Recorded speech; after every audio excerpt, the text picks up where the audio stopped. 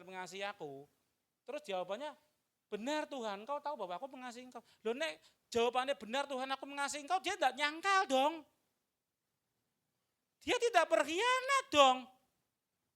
Loh kok dia ditanya serdadu, ditanya orang, aku tidak kenal dia, sopo kui.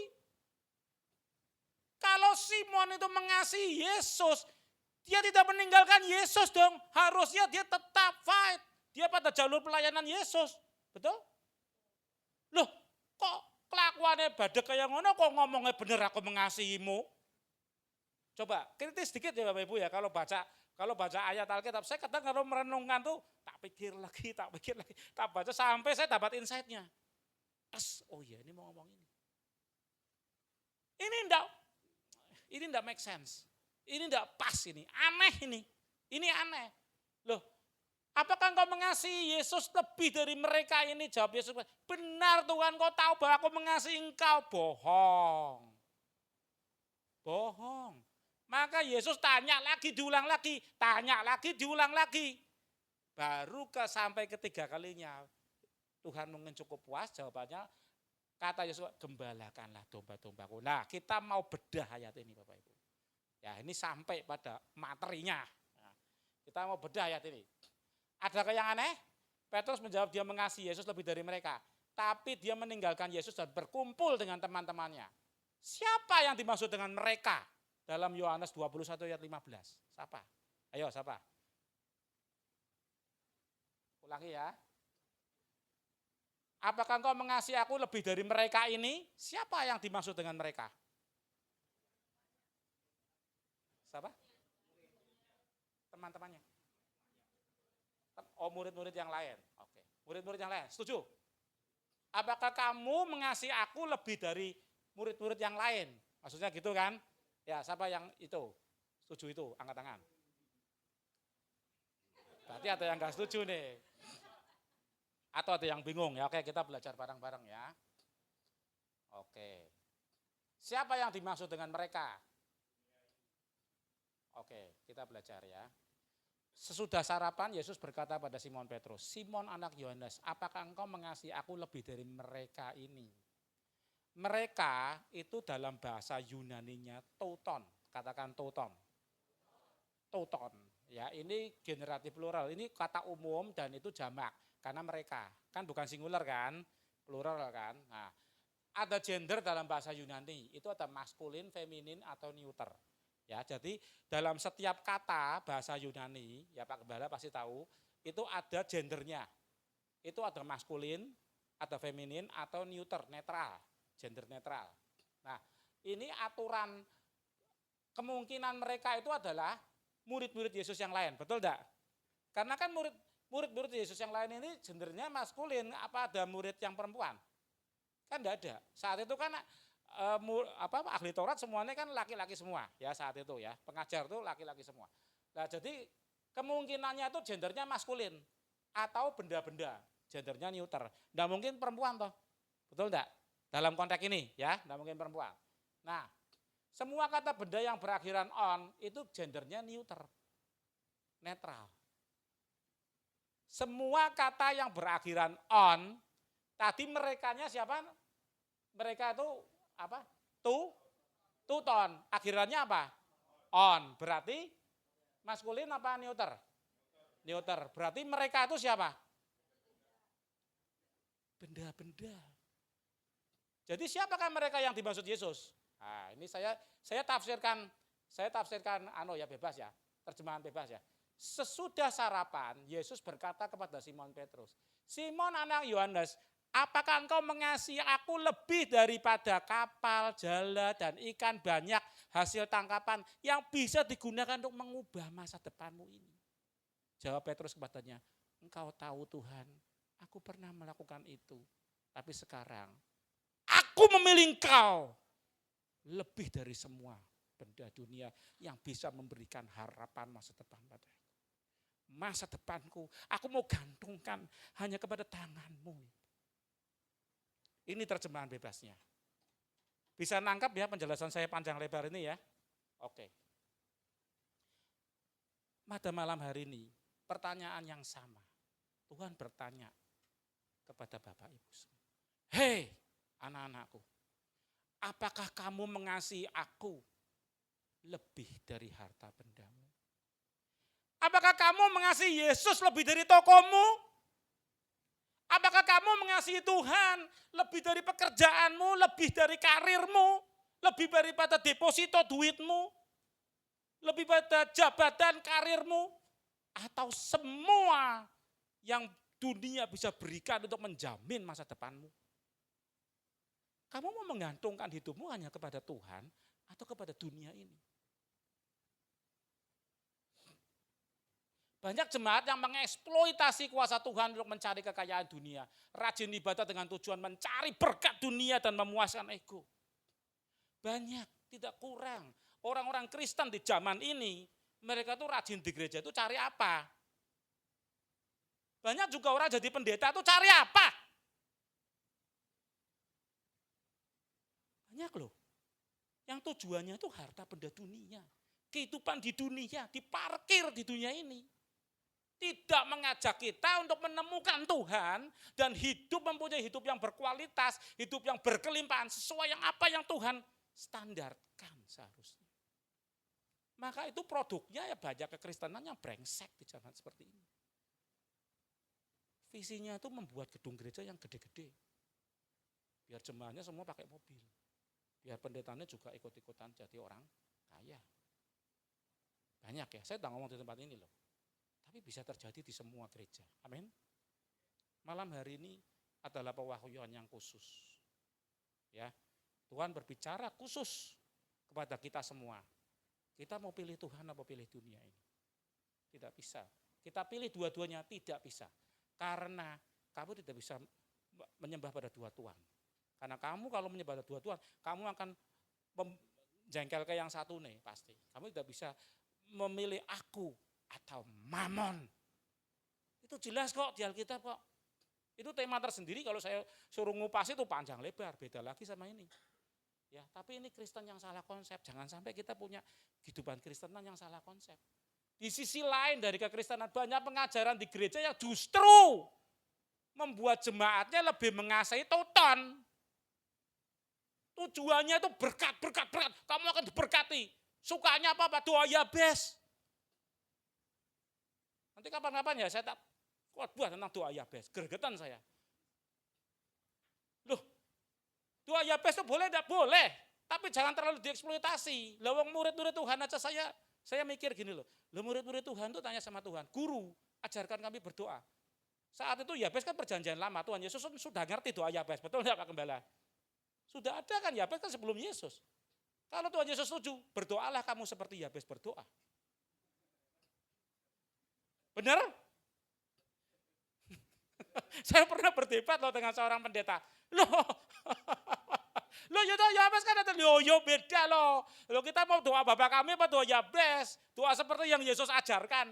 Kalau kamu berdoa, doalah seperti ini. Bukan seperti Yabes berdoa, berkati melimpah-limpah. Loh kan karepanmu. Itu hukum sebab akibat. Kalau kamu rajin bekerja, kalau kamu pintar, masuk investasi yang benar, ya kamu pasti sugih dengan sendirinya. Lah kalau orang kaya semua kaya, ternyata apa? 7 dari 10 orang terkaya di seluruh dunia juga ateis. Konglomerat sing sugih itu apa ya benar-benar anak Tuhan yang rajin ke gereja? Belum tentu, benar enggak? Tokonya Pak Haji juga lebih ramai dari tokonya orang Kristen, banyak. Betul enggak? Aneh. Sorry ya Pak Gembala. Ya, saya kalau ngomong ceplas-ceplos Bapak Ibu. Keras, tapi saya usahakan saya ngomong saya benar, maka saya tidak bisa dibayar. Saya mau pelayanan dimanapun, udah dipanggil lagi rapopo. Tapi kalau saya ngomong, saya akan ngomong yang sesuai, benar, harus benar. Tidak bisa saya diatur-atur ini itu. Saya menghormati ya adat kita. Cuma saya harus menyampaikan kebenaran. Betul enggak Bapak Ibu? Yang saya sampaikan malam ini benar apa salah kira-kira? Kalau berarti Bapak Ibu masih punya Roh Kudus dalam hati Bapak Ibu. Ya, kalau kita mengundang Roh kita bisa ngerti kok. Orang ini ngomong benar apa salah itu orang bisa ngerti kok. Apa yang saya ngomong walaupun mungkin gaya saya agak ceplas-ceplos. Ya. Nah, kisah PSK tua dan dokter muda. Sedikit ya Bapak Ibu, sudah ngantuk belum? Ya, sedikit ya, ini terakhir nih saya. Saya mau cerita tentang PSK tua. Ada seorang perempuan cantik yang dia itu menjual dirinya. PSK itu kan apa? Perempuan apa? Pekerja seks komersial. Ya. Dia itu dulunya cantik pasti, seksi, kulitnya mulus, pokoknya sip lah ya. Orang laki kalau ngelihat dia ngiler mesti ngeses. Langsung cantik sekali. Tapi dia sudah menua Bapak Ibu. Saat ini dia sudah umur 60-an. Sudah jadi nyai-nyai. Betul ya. Orang perempuan umur 60 yang dulunya mudanya badannya singset kenceng semua, ya jadi gembor semua kan. Gembur anu bedah ya kan, betul enggak? Wis koyor-koyor kabeh kan. Nah, itulah dia. Karena dia pada saat mudanya dia itu banyak hubungan dengan banyak pria, maka dia terkena penyakit HIV. Dulu badannya bagus, setelah kena penyakit HIV ya seperti ini. Badannya kurus, hanya tulang dibungkus kulit lah. Nah, dia menjalani hidupnya sudah payah sekali Bapak Ibu. Dia sudah tidak ada harapan hidup, tidak punya masa depan lagi, dia sudah tua, dia tidak punya suami pasti. Siapa yang mau menikah sama seorang PSK? Ya jelas dia tidak punya anak. Ya kan, dia hidup seorang diri di kos-kosan yang sangat kumuh di pinggir kota. Nah, di situ ada puskesmas kecil, ada seorang dokter muda. Orang kalau mau jadi dokter biasanya kan anaknya wong sugih ya paling enggak ya Bapak Ibu ya. Karena untuk masuk sekolahnya kan kayak tadi mau masuk bedmitres kan harus ada uang gedung, ada segala macam lah, ongkos praktek segala macam. Ini anak orang kaya Bapak Ibu dan ganteng. Gantengnya kurang lebih kayak saya lah gitu Bapak Ibu. Ada kuyon, biar enggak ngantuk ya Bapak Ibu ya. Ah, ini kira-kira seperti ini ya. Ya lebih ganteng saya dikit lah ya. Nah, dokter itu dengar ada PSK tua yang sakit di satu rumah kumuh gitu di pinggir desa. Dia datang, dia besuk, dia telateni. Dia kasih obat, dia telateni itu hari berganti hari, minggu berganti minggu, bulan berganti bulan. PSK ini sudah lumayan sehat lah ya, lumayan membaik dari sakitnya. Dia sudah bisa duduk, dia sudah bisa mandi sendiri, dan si dokter muda ini rutin, dia datang terus seminggu bisa 3 kali, dia visit ke situ 2 hari sekali, dia visit, dia meluangkan waktu untuk bercakap-cakap, untuk membagikan firman Tuhan, mungkin untuk memberikan tips-tips kesehatan. Nah, pada suatu saat si dokter ini setelah hampir 1 tahun dia merawat si pekerja tunasusila ini, dia ngomong, "Bu, saya mau ngomong serius sama kamu." Madeg, ya kan? PSK Tuhan itu kan, wah biasanya ini orang seserius ini. Dia ngomong, "Iya dok, aku sudah siap dok, mungkin aku mau mati ya dok. Mungkin aku sudah tidak tertolong lagi ya, ini sudah saatnya aku mati ya." Dokternya ngomong, "Oh enggak. Aku mau ngomong yang bukan itu. Tapi aku mau ngomong dari hatiku yang paling dalam. Bahwa aku mengasihimu. Aku mencintaimu. Mau enggak kamu jadi istriku?" Wah, madeg. Seperti halilintar menyambar di siang bolong. Kira-kira mau enggak Bapak Ibu? Hah? Nyai-nyai, wis loro HIV, dirawat dokter nom, anake wong sugih, pinter, ya kan? Terus meh dipek bojo, mau ndak kira-kira? Ibunya langsung gembor mau. Mau toh, wah sampai nolak kan rugi, betul ndak? Langsung mau. Nah, terus akhirnya singkat cerita mereka menikah. Setelah mereka menikah, dokter tuh merawat terus, membelikan baju yang bagus, sehingga penampilannya lumayan toh, tidak seperti yang dulu pada saat sakit kan. Terus PSK tua ini berpikir, aku tak beli gincu lagi ya. Terus dia ngaca, ternyata aku masih cukup cantik. Coba ya, aku tak tawa-tawa meneh ning pinggir dalan. Sopo ngerti, ana wong sing isih gelem karo aku. Edan enggak ini? Edan enggak? Kita mungkin bisa ngomong edan, bisa ketawa ya. Tapi ini adalah cerita tentang kehidupan kita semua. Kita itu lebih busuk daripada PSK tua itu di mata Tuhan. Di mata Allah yang Maha Kudus, kita tuh siapa? Kita tuh barang sampah sebenarnya. Tapi Allah mau turun ngerawat kita. Allah mau turun ngerawat kita. Dia mengorbankan dirinya agar kita layak menjadi mempelai Kristus. Tapi kenyataannya kita pakai kasih karunia itu untuk solek lagi, untuk main selingkuh sama dunia ini.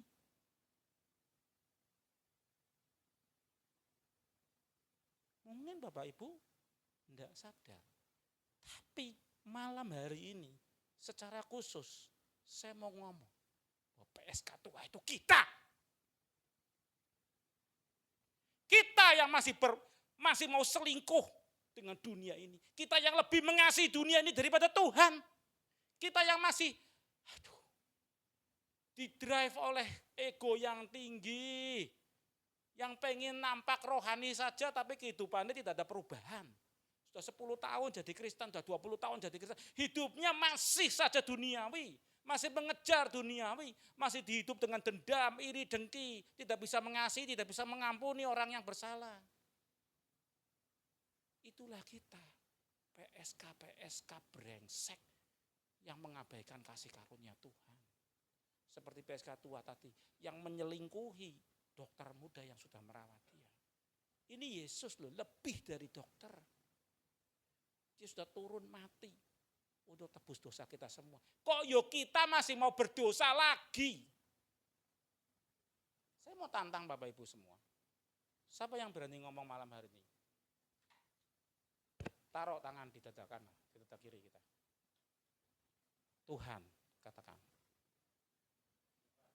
aku tidak mau berbuat dosa lagi. Sungguh? Sungguh? Katakan sekali lagi, Tuhan, aku tidak mau mengecewakanmu. Aku mau menyenangkanmu.